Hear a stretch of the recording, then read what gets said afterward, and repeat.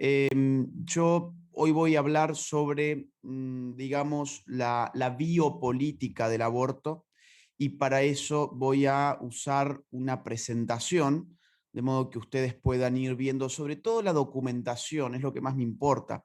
Es decir, cuando uno habla de estos temas, que son temas delicados y temas que entrañan tantos intereses que se están disputando en estos momentos en todas partes del mundo, lo cierto es que de inmediato que uno no pone en pantalla los documentos en los que se está basando, lo van a empezar a acusar de teórico de la conspiración o de mantener posturas absurdas sobre información que no está chequeada.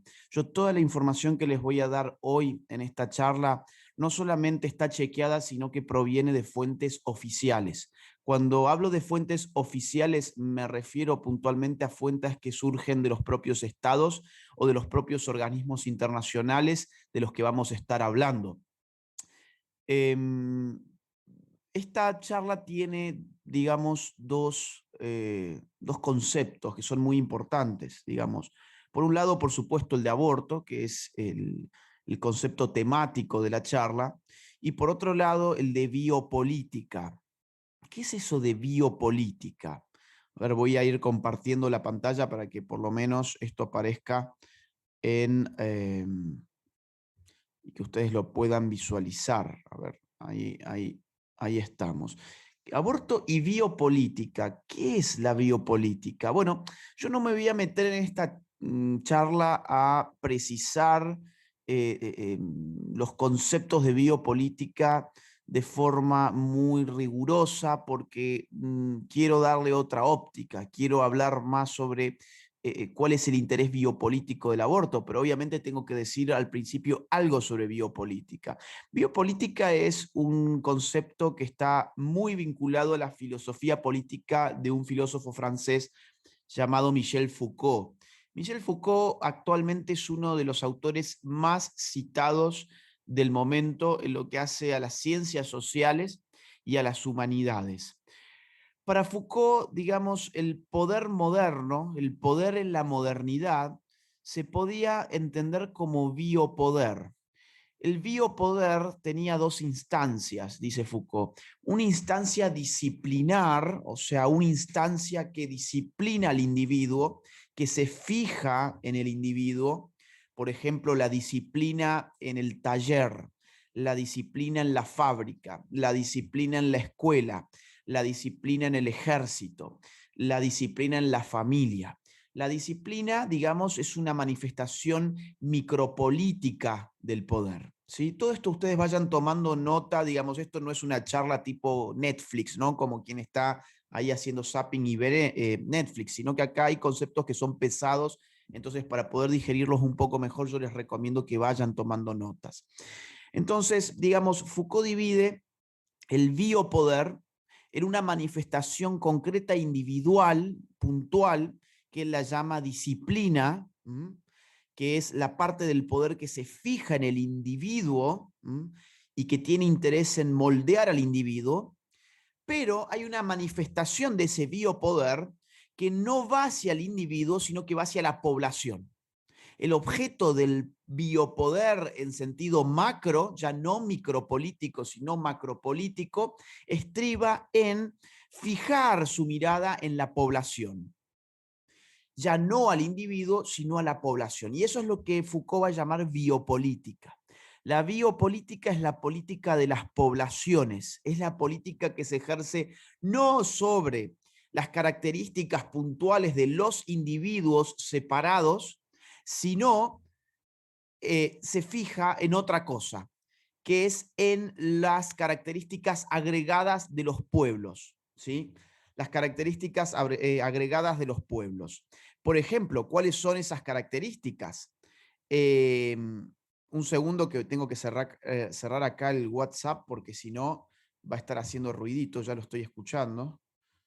Denme un segundo nada más. Ahí estamos. Entonces vuelvo a compartir pantalla. Listo. Entonces, Biopolítica. La biopolítica le interesa no las características del individuo, sino las características que hoy diríamos demográficas. ¿Qué son las características demográficas? ¿Cuáles son las características de la población que le interesa la biopolítica? Bueno, por ejemplo, la higiene pública. Hoy estamos viviendo tiempos profundamente biopolíticos, ¿sí? Vivir en una pandemia es vivir en un marco donde la biopolítica se hace presente. Toda esta contabilización que hacemos habitualmente de cuántos muertos llevamos, cuáles son las medidas de prevención del contagio, cuál es la tasa de crecimiento del virus aquí y allá, o cómo está descendiendo a partir de este dispositivo que se empieza a utilizar ahora, etcétera, etcétera. Son todas cuestiones que hacen a la biopolítica, ¿sí? Se los ejemplifico de esta manera para que ustedes lo puedan entender un poco mejor, porque si no, el problema con los conceptos que se van poniendo de moda es que la gente los empieza a utilizar y no los entiende. Entonces, ahora estamos tratando de introducir esta charla como una clase, no como una charla, como una clase, y las clases tienen que empezar definiendo los conceptos que utilizan. Entonces, biopolítica es la manifestación política del poder en la modernidad que se ocupa de las poblaciones y sus características agregadas. Esas características agregadas son características demográficas. Higiene pública, morbilidad, mortalidad, fecundidad, natalidad. Entonces, cuando hablamos de aborto, podemos enfocarlo biopolíticamente, en la medida en que el aborto no solamente es una práctica que entraña efectos individuales, sino que tiene efectos biopolíticos. En la medida en que el aborto puede ser usado biopolíticamente, por ejemplo, para manejar variables demográficas. Dentro de esas variables demográficas podemos manejar, por ejemplo, la natalidad, la fecundidad. Con la eutanasia ya podríamos decir incluso la mortalidad. Fíjense cómo se unen los puntos, ¿no? Todo esto es biopolítica. Con el aborto podemos inducir, digamos, a poblaciones enteras a reducir su tasa de natalidad, su tasa de fecundidad. O, por ejemplo, podemos utilizar el aborto para otro tipo de biopolítica, que es la biopolítica racial, la biopolítica eugenésica. La biopolítica no solamente se puede ocupar de hacer descender la tasa de natalidad, sino que se puede ocupar también de manufacturar genéticamente, digamos, o mejor dicho, controlar la evolución genética de los individuos de una población, utilizando el aborto en términos, diríamos hoy, eugenésicos. Entonces, para que les quede claro por qué esta charla, o mejor dicho, esta clase, se llama aborto y biopolítica, porque el aborto no solo entraña consecuencias individuales, sino que también está vinculado con las variables que le interesan a la biopolítica, al biopoder. ¿Sí? Entonces, dicho esto, y espero que el concepto haya quedado medianamente claro, si no, de todas formas, después tengo entendido que hay una instancia de preguntas, podemos sí empezar. Podemos empezar y lo que voy a tratar de hacer ahora es una genealogía del aborto como biopolítica. O sea, desde cuándo el aborto empezó a utilizarse como biopolítica. El aborto tiene, yo creo, desde el principio del siglo XX hasta hoy, tres tipos de discursos. Ahora se está generando un cuarto tipo de discurso que lo podemos conversar al final. Pero fundamentalmente hay tres tipos de discursos. El discurso original del aborto a principios del siglo XX fue un discurso enteramente eugenésico. ¿Qué significa eugenesia? Bueno, fíjense que tiene el mismo comienzo de la palabra que tiene eutanasia. Eutanasia, tánatos es muerte y eu es bueno. Eutanasia sería la buena muerte, si tal cosa cabe, o si tal cosa no entraña una contradicción en sus términos. Pero eugenesia tiene el componente eu, bueno, y gen, o sea, remite a la genética, es la buena genética. ¿Sí? Para que ustedes entiendan también estas palabras. Eugenesia es, digamos, la manipulación que el hombre puede hacer técnicamente para generar una población con genes limpios. El ejemplo clásico es el del nazismo, que tenía leyes eugenésicas para mejorar, entre comillas, su raza. Ahora, lo curioso es que el aborto en el siglo XX, a principios del siglo XX, empieza siendo un discurso eugenésico. Este discurso eugenésico va a estar en boca nada menos que de Margaret Sanger. Margaret Sanger, quien ustedes están viendo en pantalla, fue la fundadora de Planned Parenthood, ¿sí? O sea, la fundadora de lo que hoy, digamos, deriva en una denominación que es IPPF, International Planned Parenthood Federation. Pero el inicio de la historia de IPPF, en verdad, está en esta señora, que en 1916 creó en los Estados Unidos la primera clínica de control de natalidad y a partir de entonces empezó a armar asociaciones, fundaciones de control de natalidad. Ella decía, por ejemplo, lo siguiente: el control de la natalidad es nada más ni nada menos que una ayuda para aligerar en algo el problema de los menos aptos y evitar su descendencia. Si hemos de hacer progresos raciales, este avance para la mujer debe preceder a la maternidad de cada una de ellas. Entonces y solo entonces puede que la madre deje de ser una incubadora y se convierta en una madre de hecho. Entonces solo ella podría transmitir a sus hijos e hijas las cualidades que hacen fuertes a los individuos y de manera colectiva una mejor raza. O sea, el control de la natalidad, que incluye como biopolítica al aborto, puede servir para hacer de nuestra sociedad una sociedad compuesta por individuos de mejores razas. ¿Por qué? Porque podemos llevar los abortos hacia sectores de nuestra sociedad que consideremos como provenientes de una raza inferior. De hecho, en sus orígenes, Planned Parenthood y estas clínicas de control de natalidad que llevaba adelante Margaret Sanger, fundadora de Planned Parenthood, se encarnizaban especialmente con los barrios negros y los barrios de hispanos. Hasta el día de hoy, Planned Parenthood, en términos relativos, lleva mayor cantidad de abortos hacia barrios negros y localizaciones donde hay generalmente gente negra, en comparación con la cantidad de abortos en términos relativos que se producen en barrios, por ejemplo, de blancos. Es curioso que en una época donde supuestamente Black Lives Matter, ¿no? O sea, la vida de los negros importan, esta misma organización no vaya jamás a pronunciar absolutamente nada de todo esto a las clínicas de Planned Parenthood. ¿O será que la vida de los negros importan, pero cuando están dentro del vientre materno no tienen ningún valor y pueden ser desechadas como basura? Quizás Black Lives Matter considere que la vida de los negros es una basura antes de que nazca. Es probable que esto sea así porque los mismos miembros de Black Lives Matter están articulados en las redes globalistas que apoyan a, por ejemplo, Planned Parenthood. Más de Margaret Sanger. Fíjense, siempre abajo ustedes van a tener de dónde sale la cita, cuál es la referencia, cuál es la fuente.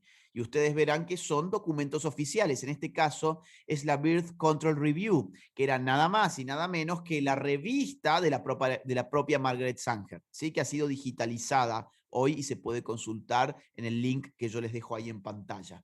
En uno de estos artículos, Margaret Sanger escribía: el conocimiento del control de la natalidad es esencialmente moral. Su práctica general, aunque prudente, debe conducir a una mayor individualidad y en última instancia a una raza más limpia.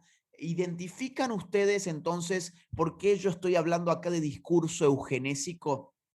Fundamentalmente porque aquí el aborto, a principios del siglo XX, año 1918, o sea, hace poco más de 100 años, no se estaba presentando como derecho humano, derecho de la mujer a decidir sobre su cuerpo, no se estaba presentando como, digamos, forma de salir de la pobreza, no, se estaba presentando como una manera de generar una raza más limpia. Y esto entusiasmó a muchos filántropos del momento que empezaron a poner dinero en este proyecto, empezaron a poner dinero en Margaret Sanger. Uno de esos filántropos, entre comillas, fue nada menos que John Rockefeller III.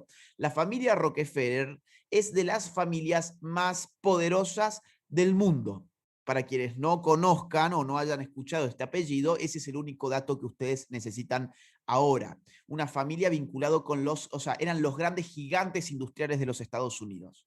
Una de las familias más poderosas hasta el día de hoy del mundo. John Rockefeller III financia los proyectos de Margaret Sanger y se entusiasma tanto con esto que él va a estar impulsando nada menos que la fundación de la famosa IPPF, o sea, de la International Planned Parenthood Federation, como una, digamos, amplificación de lo que ya existía como PPFA. La PPFA es la Planned Parenthood Federation of America, o sea, la Federación Americana de Planificación Familiar, en la cual se basa la Federación Internacional de Planificación Familiar cuando es creada en el año 1952. Esto es importante que lo tengan en cuenta. Primero es Planned Parenthood de los Estados Unidos, creada por Margaret Sanger, y después va a ser la famosa IPPF, inspirada en, obviamente, los proyectos de Margaret Sanger. John Rockefeller III no solamente va a financiar, digamos, a Planned Parenthood desde sus orígenes, sino que además va a crear otras instituciones. Por ejemplo, el famoso Population Council, o sea, el Consejo de Población. El Consejo de Población es una organización internacional muy importante que opera hasta el día de hoy. Su primer presidente fue Frederick Osborne, un reconocido fundador de la Sociedad de Eugenesia Americana, y fue además exsecretario del Instituto Galton, que antes se llamaba Sociedad Eugenésica y tenía su asiento en Londres.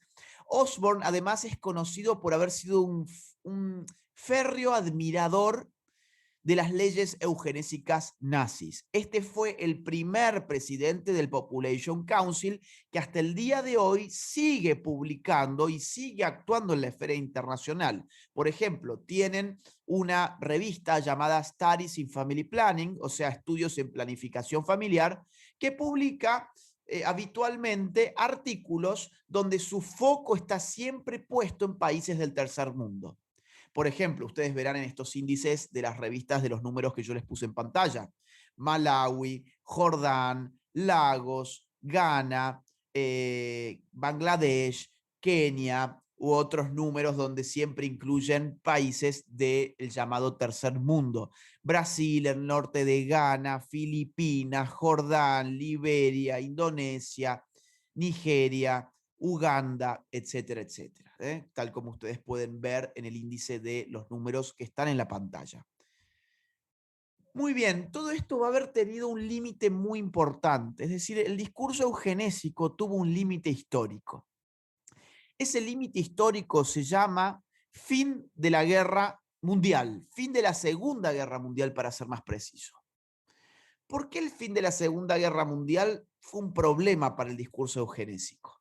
Bueno, porque seguir diciendo que uno quiere purificar la raza haciendo abortos, después de la caída del nacionalsocialismo, y va a ser bastante difícil, ¿no? Venderle al mundo que mientras los nazis han perdido la guerra, nosotros queremos, sin embargo, purificar las razas haciendo abortos. Entonces ahí es cuando el aborto y su biopolítica toman un giro muy fuerte, un giro significativo en la forma en que estructuran su discurso y aparece lo que yo llamo el discurso económico del aborto, que básicamente es, nos olvidamos todos de lo que dijimos antes sobre las razas y ahora vamos a decirle a la gente, el aborto es una buena política económica, básicamente eso. Y el punto de origen de este discurso yo lo encuentro en la alocución de Lyndon Johnson de 1965 en el 20º aniversario de la ONU. En el 20º aniversario de la ONU, Lyndon Johnson, presidente de Estados Unidos, decía estas palabras: actuemos sobre el hecho de que menos de $5 invertidos en control de población equivale a $100 invertidos en crecimiento económico. ¿Qué significa esto? Significa que una buena política económica no tiene que ver con sacar a los pobres de la pobreza, sino evitar que los pobres se multipliquen a sí mismos, o sea, se reproduzcan. Lo que está diciendo Lyndon Johnson es que es mucho más barato matar a los pobres antes de que nazcan que sacar a los pobres de la pobreza una vez ya nacidos. Eso es lo que está diciendo. ¿De dónde sale esto? Lo tienen también en pantalla. Esto fue una locución pública que es recogida por un documento de los Estados Unidos, del Estado norteamericano, que se llama Public Papers of the Presidents.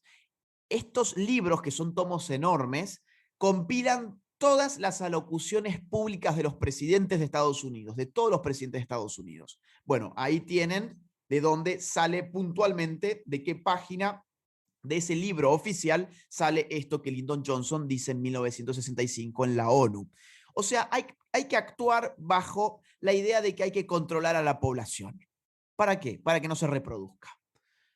¿Qué dijimos al inicio que era la biopolítica? ¿Se acuerdan ustedes? Es la forma de manifestación del poder político moderno que no se fija en el individuo, sino que se fija en la población como una unidad que tiene efectos agregados. O sea, esto, digo, a mí me impresiona porque creo que puede ser una de las frases más biopolíticas que la historia alguna vez haya recogido. Ahora, a partir de ahora va a ir todo muy rápido. Van a empezar a pasar cosas muy rápidamente porque este discurso va a calar bastante más hondo de lo que calaba el discurso eugenésico. Ya un año más tarde nada más, o sea, en 1966, aparece la famosa Declaración sobre Población, un documento redactado por John Rockefeller III y rubricado por 30 líderes de estados, básicamente. Esa declaración decía lo siguiente, entre otras cosas, ¿no? Pero a lo que viene esta charla, decía lo siguiente. Creemos que el problema de población debe ser reconocido como un elemento principal en el Plan Nacional a largo plazo si los gobiernos quieren lograr sus metas económicas y cumplir con las aspiraciones de su gente. O sea, para que el gobierno logre sus metas económicas, debe mantener controlada la población. ¿Qué significa controlar la población en este contexto? Significa controlar la natalidad de la población. Porque recuerden que acá lo que están poniendo el foco es en cómo se está multiplicando la gente. Un año más tarde ya, tan pronto como un año más tarde, Gran Bretaña legaliza el aborto. Ese mismo año, además, se crea el famoso Fondo de las Naciones Unidas para Actividades en Población. Por sus siglas, hoy es conocido como UNFPA. Lo pueden buscar por internet y ver a qué se dedica. Se dedica básicamente a esto: control de natalidad, control de fecundidad, control de sexualidad, etcétera, etcétera. En el año 1968, Robert McNamara asume, o sea, funcionario destacado de la geopolítica estadounidense, asume la presidencia del Banco Mundial y en su alocución inaugural dirá lo siguiente: el rápido crecimiento demográfico es una de las mayores barreras que obstaculizan el crecimiento económico y el bienestar social de nuestros Estados miembros. O sea, si tu país está creciendo demográficamente, entonces no vas a poder crecer económicamente. Para crecer económicamente, tenés que actuar sobre la base de que menos de $5 invertidos para el control de la población equivale a $100 invertidos en crecimiento económico. ¿Se dan cuenta cómo esta es la lógica que aparece en estos años? La lógica es, ¿quieren ser más ricos? Tengan menos hijos. ¿Estás ya embarazada? Bueno, podemos pensar en un aborto para vos. Y ya van a ver cómo esto va a ir apareciendo en, incluso ese mismo año, la Conferencia Internacional de los Derechos Humanos en Teherán, impulsada obviamente por la ONU. Allí hay una proclamación de derechos humanos y se proclama como derecho humano básico escoger el número y espaciamiento de hijos. Ustedes tengan en la cabeza esta frase porque la van a ver repetida de ahora en más en un montón de documentos que empiezan a surgir desde entonces, ¿sí? Derecho humano básico a escoger el número y espaciamiento de hijos. Acá ya se empieza a mezclar un poco el discurso económico y empieza a crecer muy tímidamente, pero empieza a aparecer el tercer tipo de discurso, que es lo que podemos llamar el discurso basado en derechos. Ya lo vamos a ver en un ratito no más.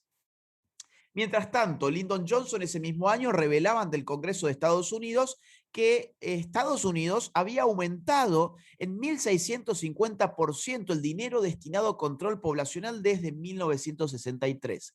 O sea, lo que revelaba el Congreso de Estados Unidos en 1968 es que el presupuesto del erario norteamericano ya había coronado como política pública el control de la población, no solo en Estados Unidos, sino en otros países también. Y además, frente al mismo Congreso de Estados Unidos, Lyndon Johnson dirá lo siguiente: he pedido a la comisión encabezada por el señor John Rockefeller, otra vez el famoso Rockefeller, que estudie en profundidad la situación de la población. Le he pedido que me haga un informe. Claro, John Rockefeller ya estaba frente a una comisión en población. El Congreso de Estados Unidos ya tenía una comisión especial presidida por Rockefeller para el control de la población. Y aquí Lyndon Johnson le pide un informe. Aquí en este informe ya vamos a ver directamente cómo, digamos, lo que tiene preeminencia es el discurso sanitario y de derechos. Es el tercer tipo de discurso que es el que llega hasta nuestros días, ¿no?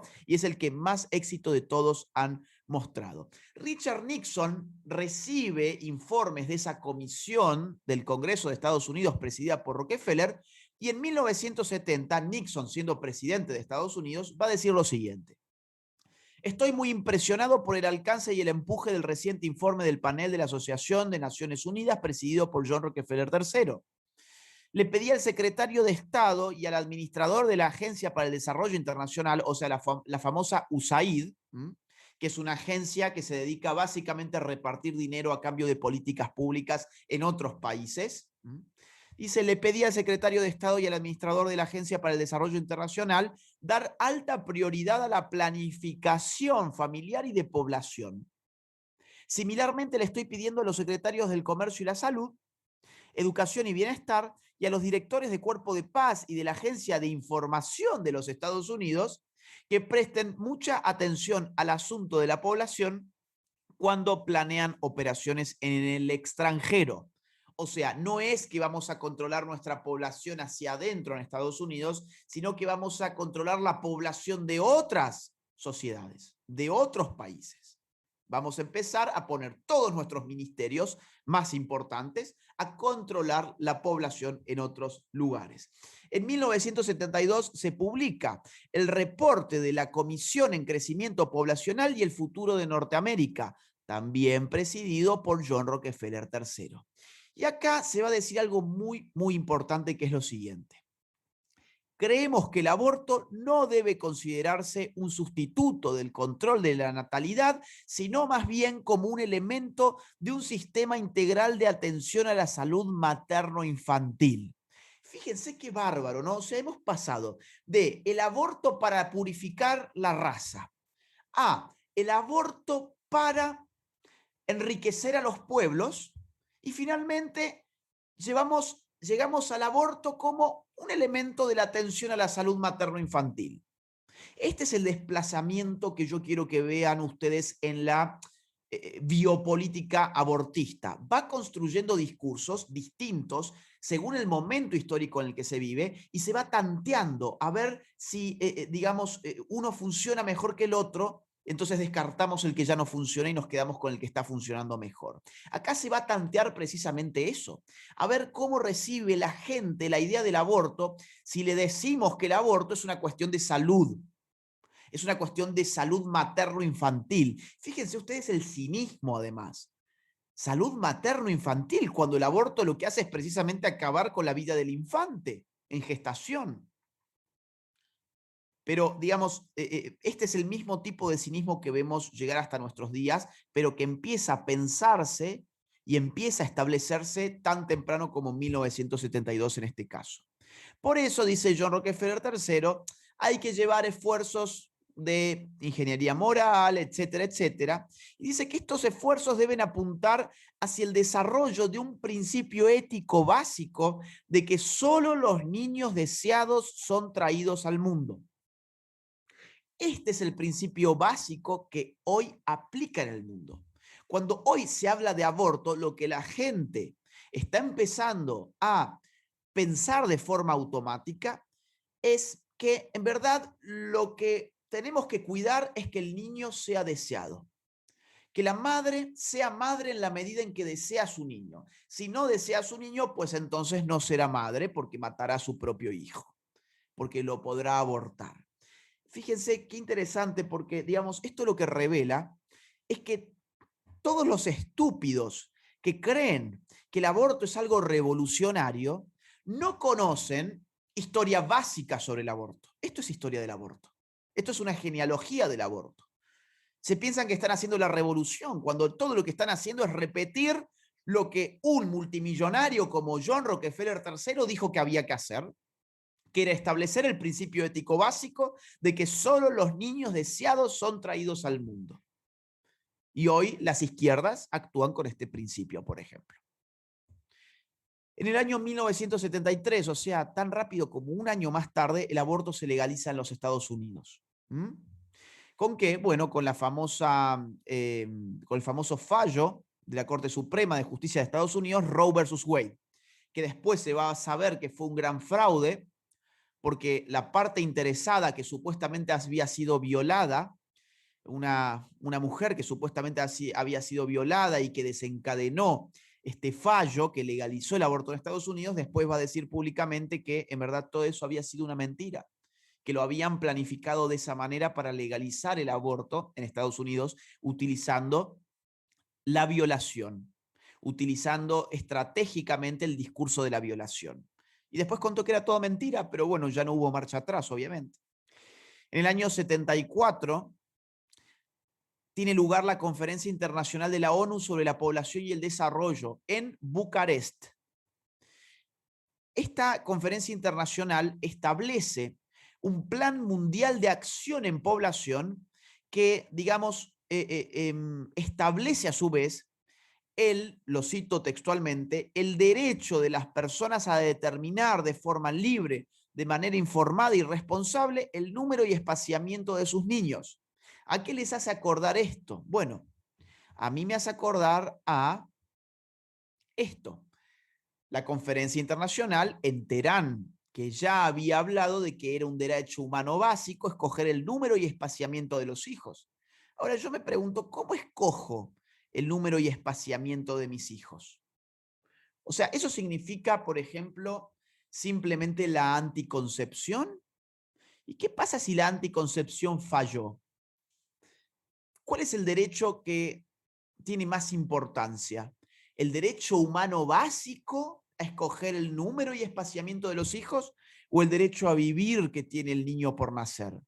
La ONU va a empezar a apostar por el derecho a escoger el número y espaciamiento. O sea, va a empezar a inclinarse por el aborto. Como todo esto fue un gran fiasco, la conferencia de Bucarest, impulsada por la ONU, fue un gran fiasco porque, digamos, los países tercermundistas se levantaron con muchísima fuerza y acusaron de imperialismo demográfico lo que estaban haciendo los países ricos y la ONU en esa conferencia, y rechazaron los postulados de esta conferencia. Como fue un gran fiasco, insisto, hacia fines de ese año, hacia puntualmente el 12 de diciembre del año 1974, va a aparecer de forma secreta el famoso informe Kissinger. Su nombre técnico es Memo 200, ¿sí? Es un memorándum de seguridad nacional, escrito por el secretario de Estado norteamericano, Henry Kissinger.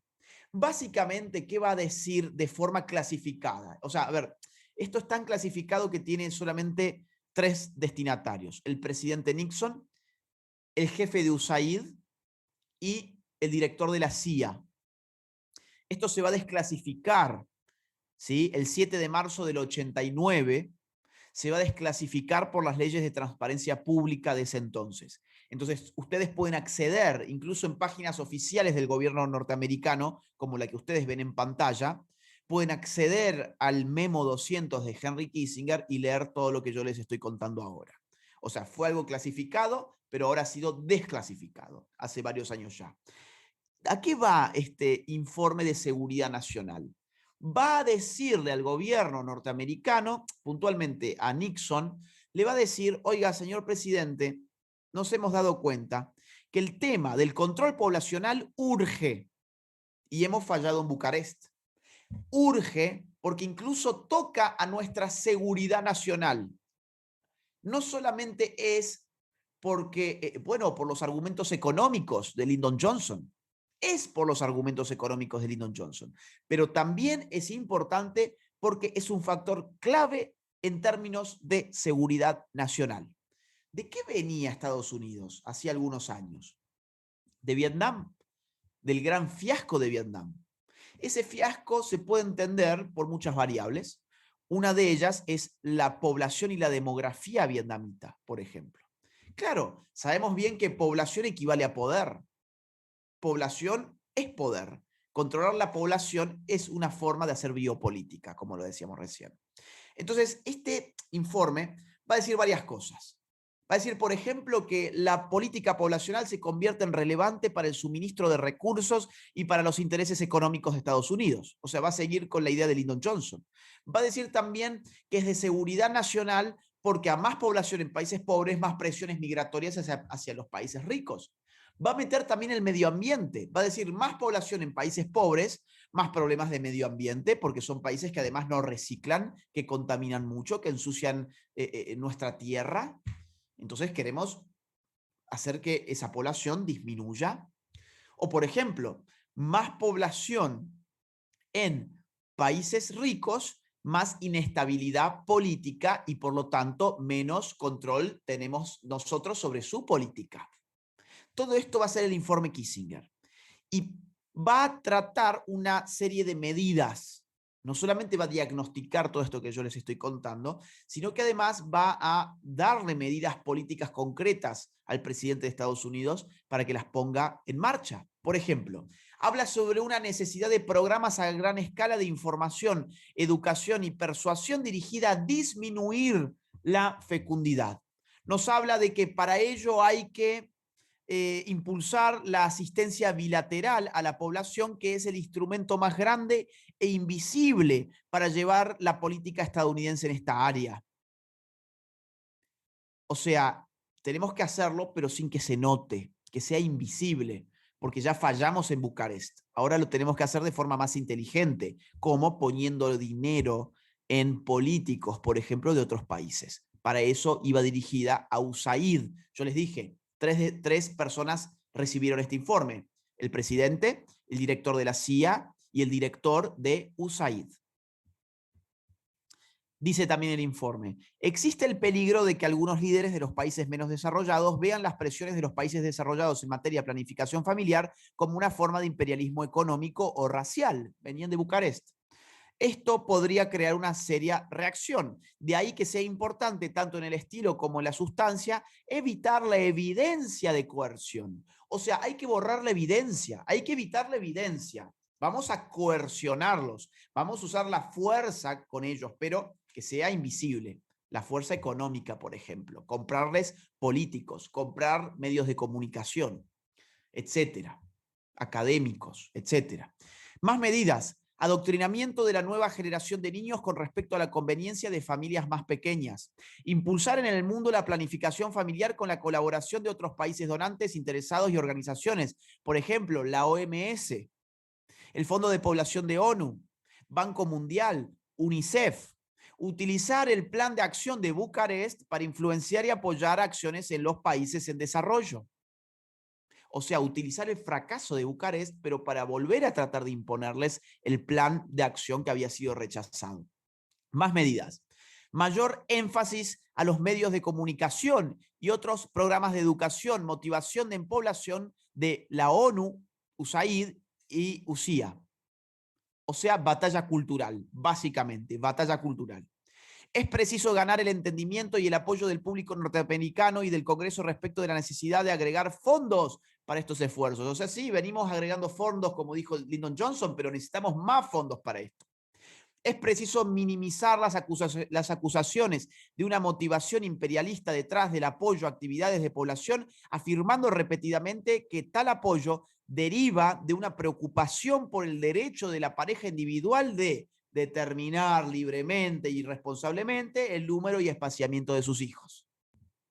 O sea, hay que minimizar los contraataques, las defensas, hay que minimizarlas, ¿cómo? Diciéndoles que todo esto es por los derechos, que todo esto es por el derecho a determinar el número y espaciamiento. O sea, fíjense ustedes cómo se elabora una frasecita y esa frasecita empieza a impulsarse, pero no se impulsa de forma espontánea, lo está impulsando un informe secreto del secretario de Estado de los Estados Unidos, que se dirige a USAID, al presidente y al director de la CIA. ¿Se dan cuenta ustedes? A ver, a mí, la verdad, me sorprende que haya gente tan estúpida que se piense que todo lo que estamos viviendo es una cruzadita de nenas que van con pañuelos verdes por la calle, que se creen que esto fue una revolución de las mujeres, el aborto es una revolución de las mujeres. A ver, el informe Kissinger ya se desclasificó hace rato. Pero ¿qué pasa? Se lo sigue ocultando. El establishment multimediático lo tiene bajo 7 llaves. De hecho, el informe Kissinger, en una de sus últimas medidas, dice lo siguiente: ningún país ha reducido su crecimiento poblacional sin recurrir al aborto. O sea, ¿qué tiene que hacer Estados Unidos para, y no solamente Estados Unidos, acuérdense, otros países ricos, la OMS, UNICEF, el Fondo de Población de la ONU, los distintos órganos de la ONU y otras organizaciones internacionales como las de Rockefeller? ¿Qué tienen que hacer? Tienen que imponer el aborto. ¿En dónde? Donde el aborto no esté legalizado. ¿Por qué? Porque ningún país ha reducido su crecimiento poblacional sin recurrir al aborto. O sea, se está prefigurando una política, una biopolítica global. Ahora, como no tengo mucho tiempo, lamentablemente, voy a acelerar esto. Lo importante que ustedes comprendan es simplemente que todos los presidentes que siguen van a haber tomado este informe y lo van a haber hecho política pública, ¿sí? Por ejemplo, Gerald Ford es quien lo implementa en noviembre del 75, porque hay que rescatar un poquito de Nixon. Nixon se opuso a esto, a la idea de que había que impulsar el aborto. Pero a Nixon le quedaba menos de un año. Lo sucedió Gerald Ford. Y Gerald Ford abrazó el Memo 200 y estableció el liderazgo de Estados Unidos a nivel mundial para combatir el crecimiento poblacional. Esas son sus palabras: combatir el crecimiento poblacional. Además, puso a trabajar a otros grupos nacionales e internacionales, solicitó ayuda de la ONU, etcétera, etcétera. No me voy a extender con Ford, tampoco me voy a extender con Jimmy Carter. Jimmy Carter también tiene su peso en todo esto, sobre todo su reporte Global 2000. Su reporte Global 2000 llama a dar una alta prioridad para Estados Unidos en lo que hace a las políticas de población, ¿sí? La mayor parte del crecimiento poblacional ocurrirá en los países menos desarrollados, o sea, donde tenemos que llevar el aborto a los países menos desarrollados. Quien lo va a frenar a esto va a ser Ronald Reagan, o sea, quien va a poner un alto. Pero después de Ronald Reagan viene Clinton, y Clinton no solamente lo reactiva, sino que lo acelera.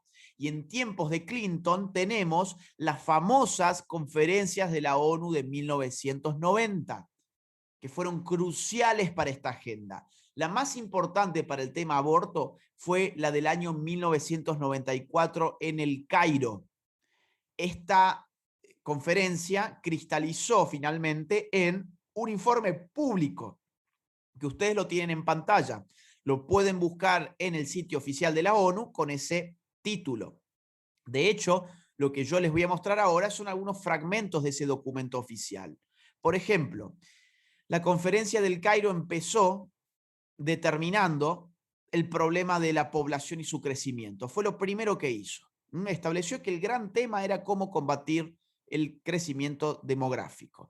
Y puso 3 hipótesis, fíjense ustedes. La hipótesis es, digamos, que digamos que actualmente se estima la población mundial en 5.600 millones de personas, ¿sí?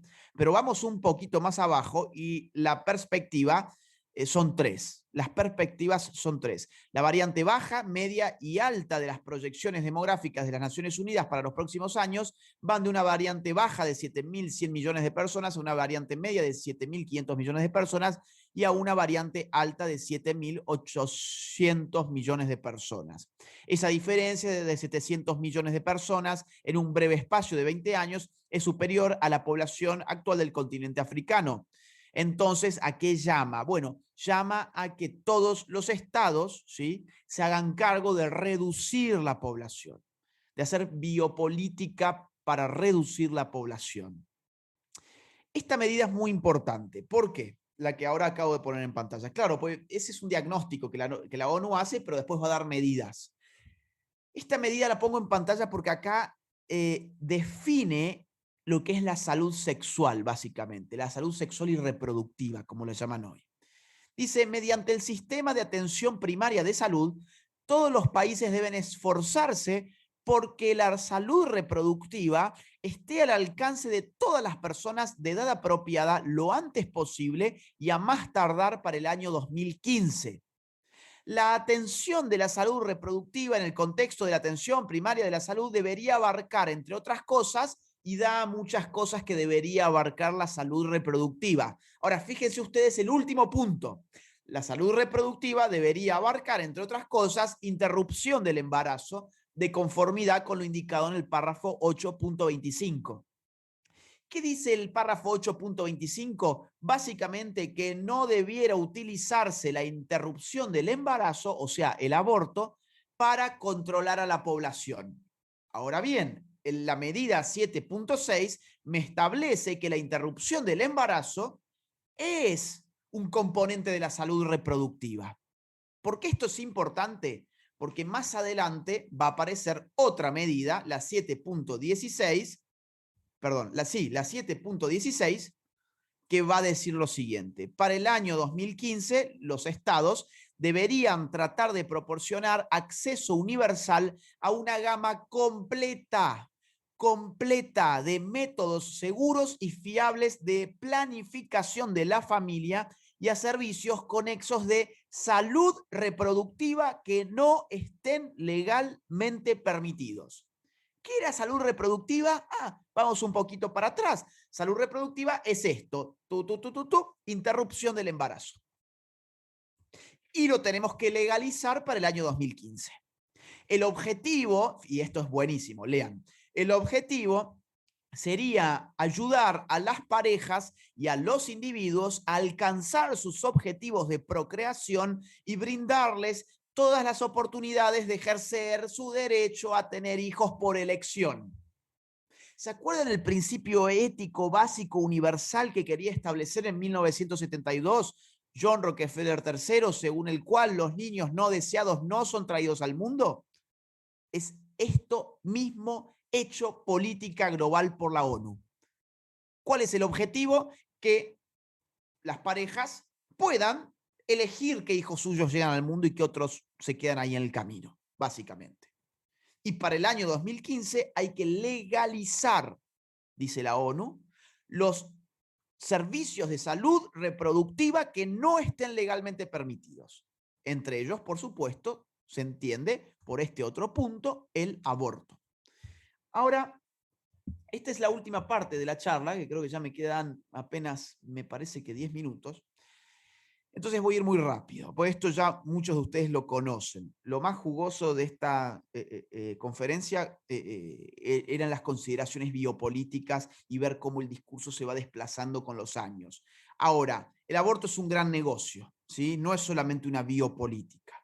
Además, es una política económica, básicamente. O sea, es un negocio que amasa fortunas que realmente resultan incalculables. Pero sí hay datos públicos sobre estos que podemos mostrar en pantalla. De hecho, el propio informe de la ONU del año 94 ya iba manejando algunos números.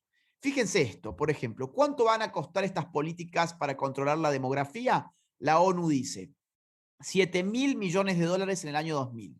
18.500 millones de dólares en el año 2005, 20.500 millones de dólares en el año 2010 y 21.700 millones de dólares en el año 2015. O sea, es una fortuna. Se abre acá una industria.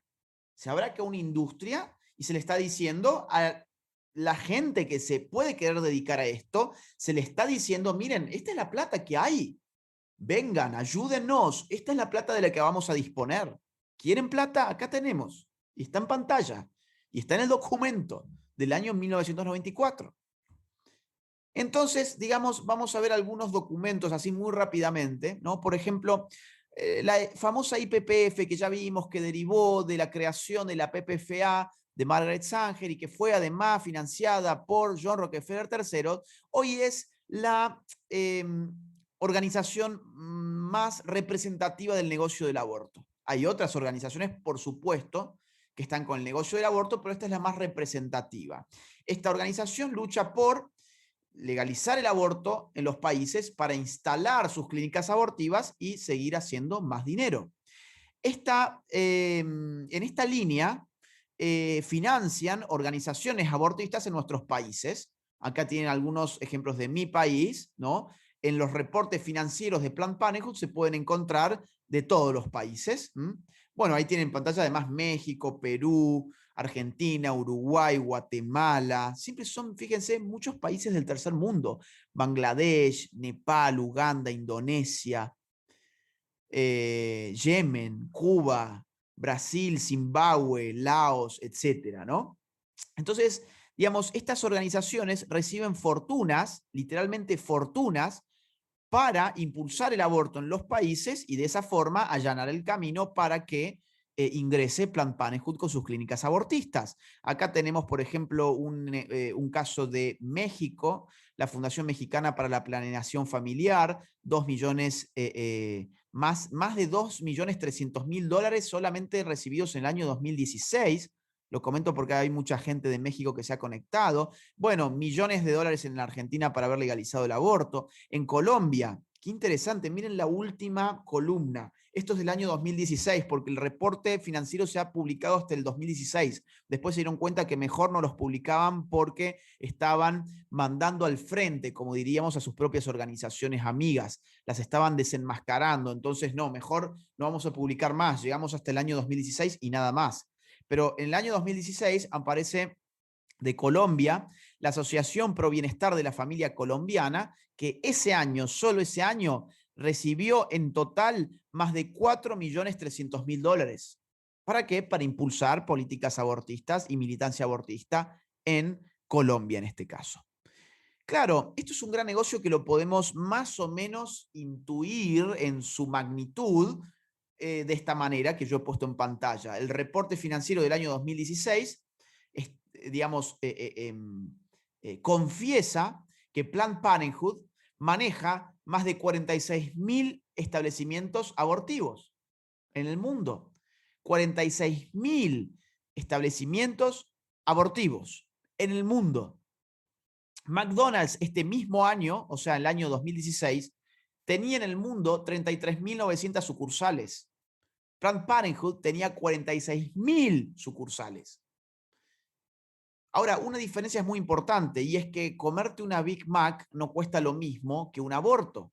¿Cuánto cuesta un aborto en Planned Parenthood? Por ejemplo, el caso de Estados Unidos, en Planned Parenthood, un aborto puede costar en el primer trimestre hasta $1.500. Hasta $1.500 dentro del primer trimestre y más adelante cuesta más, por supuesto, hacer un aborto, de acuerdo al tipo de aborto que sea. Fíjense cuántos abortos ha hecho Planned Parenthood en Estados Unidos para darse una idea de estos números. Bueno, por ejemplo, un reporte del año 2014. ¿Por qué tomo 2014 para tomar la era Obama? ¿Por qué quiero tomar la era Obama? Porque en la era de Trump, Planned Parenthood fue desfinanciada por el gobierno de Trump. Entonces no me sirve el número de Trump. No me sirve porque ahora estamos en un gobierno de Biden, o sea, el vicepresidente de Obama. En la era Obama, por ejemplo, en el año 2014, Planned Parenthood solamente PPFA, o sea, solamente Planned Parenthood en los Estados Unidos llevó adelante 323.999 abortos, según sus reportes financieros. Ustedes multipliquen esos prácticamente 324.000 abortos, multiplíquenlos por esto. Y yo les cuento además que hay muchas otras organizaciones abortistas. Acá hablamos de Planned Parenthood porque es la más representativa, pero hay muchas otras organizaciones abortistas y los abortos que se llevan adelante en Estados Unidos son mucho más que 324.000. Estos son solo los que lleva la PPFA en ese año. Ahora bien, además, la IPPF no solamente recibe dinero por los abortos que ella misma practica, sino que recibe dinero de los gobiernos. Los gobiernos, de hecho, han financiado en un 88% el presupuesto de Planned Parenthood del año 2019. En el año 2018, el presupuesto de Planned Parenthood, en su versión internacional, fue, digamos, abultado en un 81% por los gobiernos. O sea, acá no solamente hay dinero de los privados, ¿sí? Acá hay dinero de los gobiernos. ¿Cuáles son esos gobiernos? Se los muestro. Por ejemplo, Australia, China, Dinamarca, Finlandia, Alemania, Japón, Corea del Sur, Malasia, Holanda, Nueva Zelanda, Noruega, Suecia, Suiza, Tailandia, otros.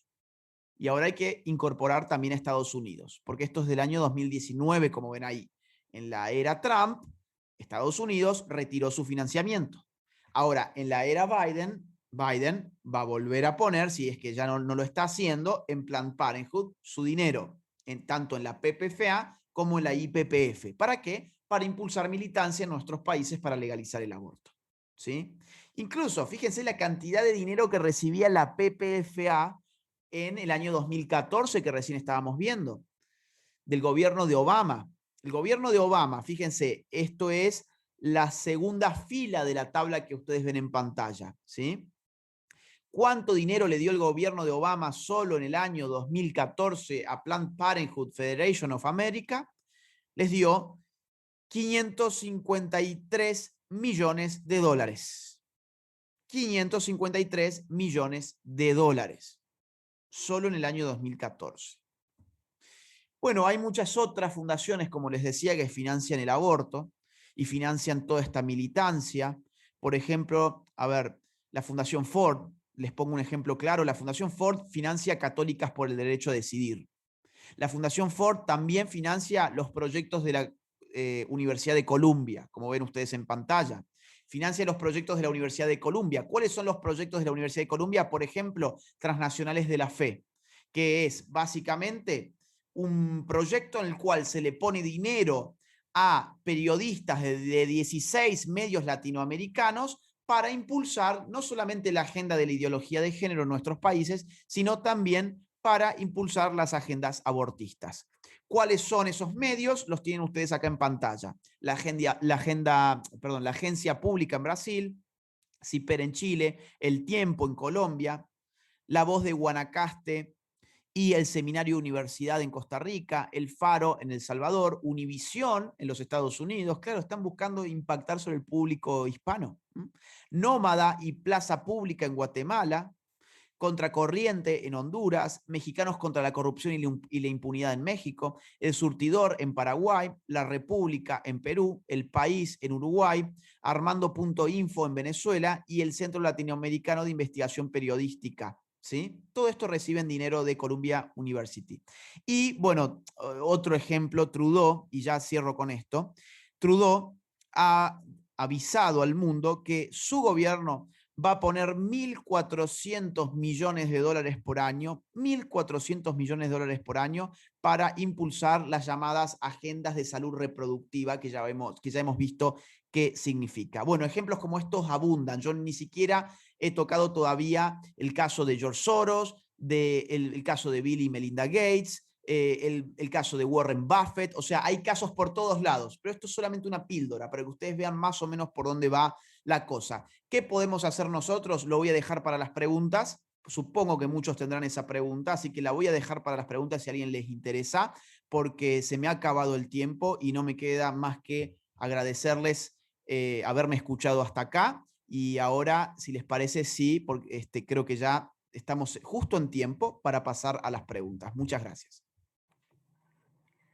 Bueno, pues muchas gracias, Agustín. De verdad, primero gracias por estar con nosotros, mi querido amigo, de tantas luchas que hemos compartido. Es un placer para mí y para todos los miembros de la Red Familia tenerte hoy, y sé que todos los asistentes están muy contentos. Realmente nos has dado una cátedra magistral de lo que es la política del aborto en el mundo, y es algo que yo nunca había oído así de claro y de concreto, y parece que de verdad ha sido muy buena.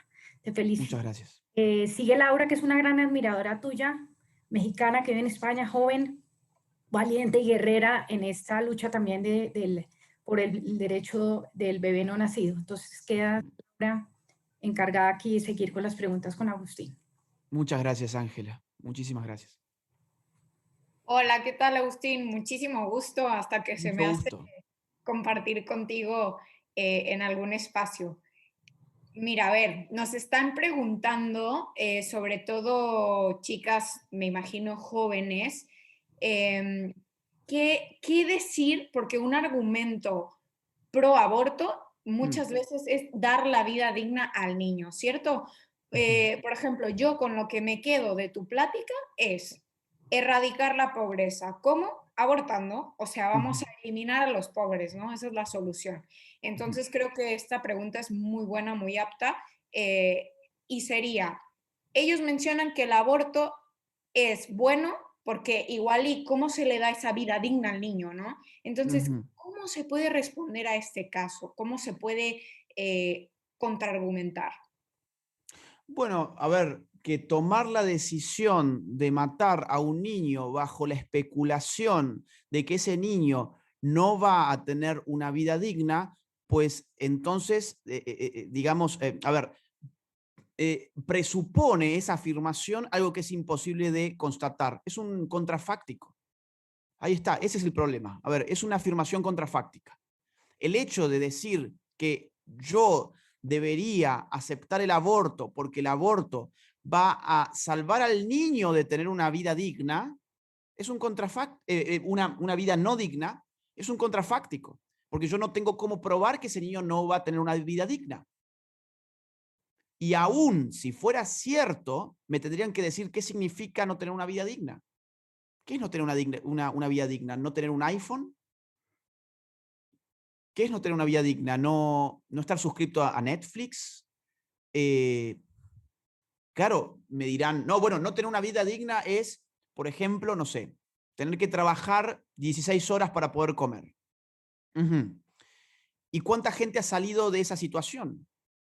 ¿No sería mejor pedir políticas para sacar a la gente de esa situación en vez de pedir políticas para asesinar a esa misma gente con la excusa de que nosotros sabemos que esa gente va a permanecer para siempre en esa situación? Esa afirmación es contrafáctica, es incomprobable y es de un falso moralismo aberrante porque lo que quiere simular es empatía con el niño que asesina. No, no, no, yo lo tengo que asesinar por su bien, porque no va a tener una vida digna. ¿Y cómo sé yo que no va a tener una vida digna? ¿Y qué entiendo yo por vida digna? ¿Es lo mismo que entiende otras personas? Aparte, la dignidad de la persona no es una función de sus características particulares, sino que es una consecuencia de su esencia. La dignidad humana está en el hecho de ser persona humana, no en los accidentes de la vida de esa persona humana. Por ejemplo, vamos a suponer, una persona tiene la desgracia de sufrir un accidente y se queda sin piernas. ¿Esa persona humana tiene menos dignidad que una persona con piernas? No, porque el hecho que le confiere dignidad no son sus características accidentales, sino sus características esenciales. Y la característica esencial de la persona humana es precisamente pertenecer a la especie humana. Entonces, bueno, lo que yo te diría, te he dado varios argumentos, ¿no? El más fuerte de todos, yo te diría, es que lo que te está argumentando la otra parte es un contrafáctico. Vos no tenés la forma de conocer un hecho que todavía no se ha producido. Y no se Claro. ha producido que ese niño viva en la miseria. Y si ese niño se supone que va a vivir en la miseria porque viene de una familia pobre, aún así me tenés que explicar por qué es mejor matar a un niño que vive en una familia pobre antes que dejarlo vivir su vida y tratar de salir de la pobreza. O me tenés que explicar por qué es mejor una política que va a matar a un niño pobre en lugar de tratar de sacarlo de la pobreza. Así que esas serían las respuestas que yo daría a esa persona. Claro, totalmente. Y bueno, solo viendo desde la pobreza, ¿no? Pero también hay gente que viene, por ejemplo, de familias no unidas o disfuncionales por alguna cuestión de la vida o que se murió el padre, por ejemplo, en mi caso, y no por ello tú le vas a decir que o no darle el chance de que esa persona tenga la capacidad de anteponerse a las adversidades, ¿no? Ya lo cortas de tajo, ya no dejándolo vivir. Entonces, creo que es muy autoritario, ¿no? Es muy autoritario porque además presupone que yo sé lo que es bueno para vos. Yo sé que lo bueno para vos es morir. O sea, es tan, perdón por la palabra, pero es tan estúpido como eso. Es tan estúpidamente autoritario como eso. Yo sé lo que es mejor para vos. Y como yo además soy una buena persona, yo sé que lo mejor para vos es que vos mueras.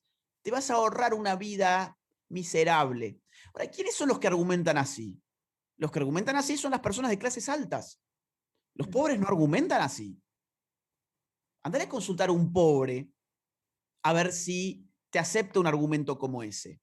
Esos argumentos los esgrimen personas que vienen de clases altas y que les cuesta mucho más barato impulsar abortos en sectores pobres que ayudar a los sectores pobres a salir de la pobreza. 1965, Lyndon Johnson, el mismo principio.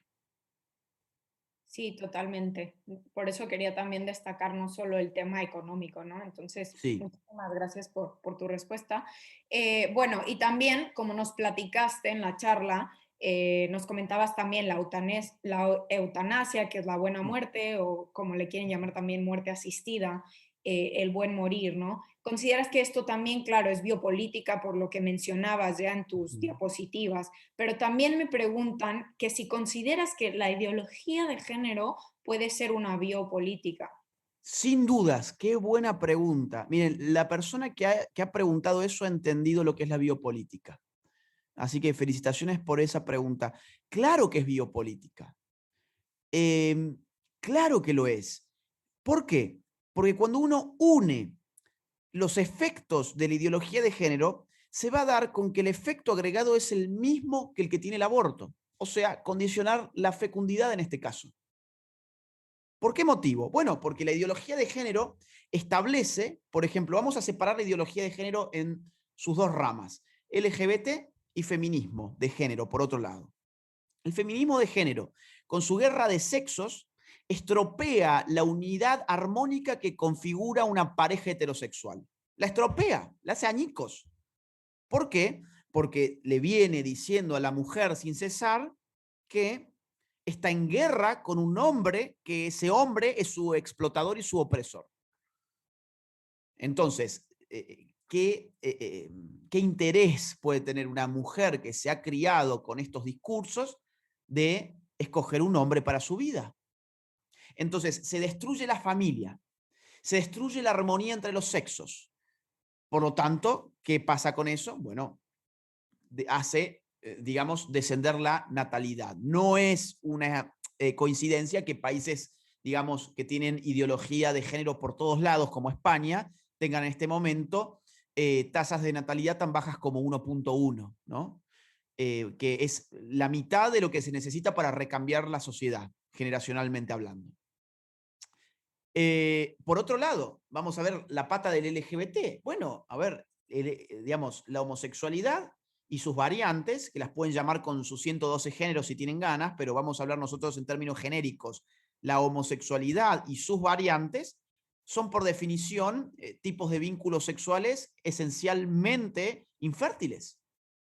Entonces, si yo puedo impulsar una normalización y casi una obligación hacia la homosexualidad, si yo puedo empezar a confundir nuevas generaciones en su sexualidad, por ejemplo, y yo puedo empezar a manejar incluso a la niñez con todas estas cuestiones de los niños trans y empezar a impulsar incluso hasta la transexualidad en la niñez, pues entonces yo me aseguro que en el futuro esta gente no se va a reproducir.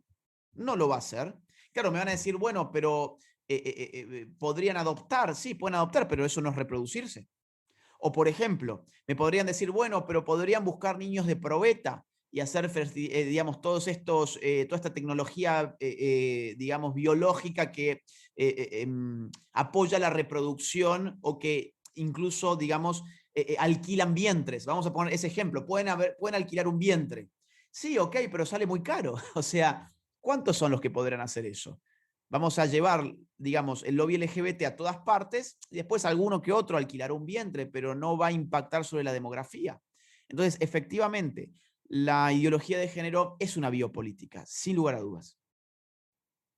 Claro, casi me encanta que no se reproduzcan, igual y aquí me van a hacer amiga de Margaret Sanger, pero casi es mejor que si tienen esas ideologías nos hacen un favor a todos los demás. Mira, yo me agarro de ese comentario tuyo, pues es súper interesante. Nosotros tenemos una ventaja comparativa con ellos, que es que las personas conservadoras tienen hijos y tienen muchos hijos generalmente. Ahora, tenemos un problema enorme, que es que las personas de izquierdas educan políticamente a sus hijos y las personas de derechas no los educan políticamente. Entonces, una cosa termina compensando la otra. Los hijos de las personas conservadoras terminan siendo progres muchas veces. Y eso no puede pasar.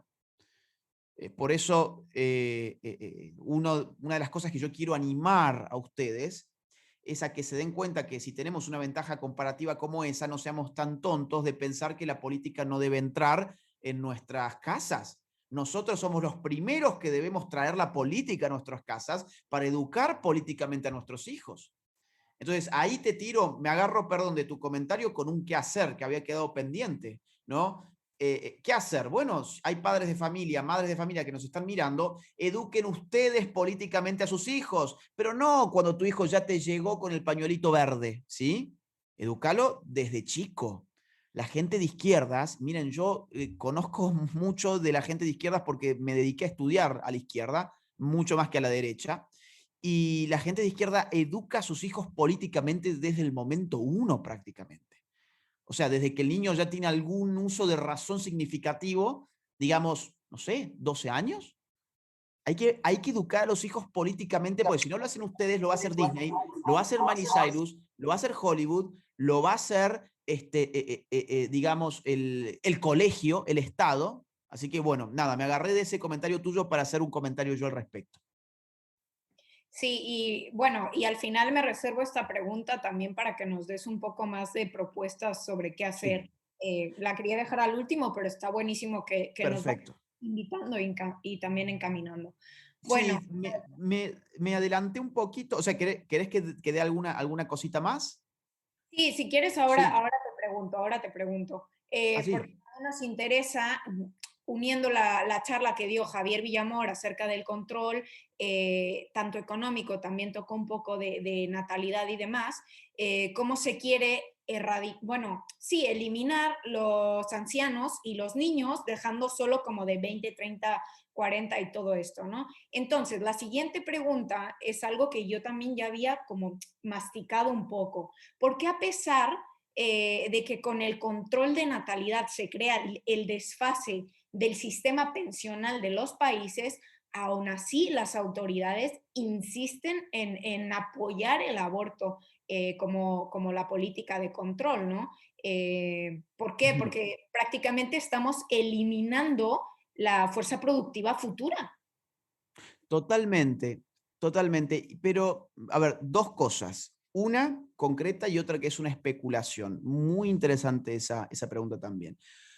Déjame pensar. Mira, por un lado, yo creo que estos países han tomado de su propia medicina, ¿no? Es como que estos países se han lanzado a sí mismos lo que a los otros les decían que era su medicina. La han probado antes ellos.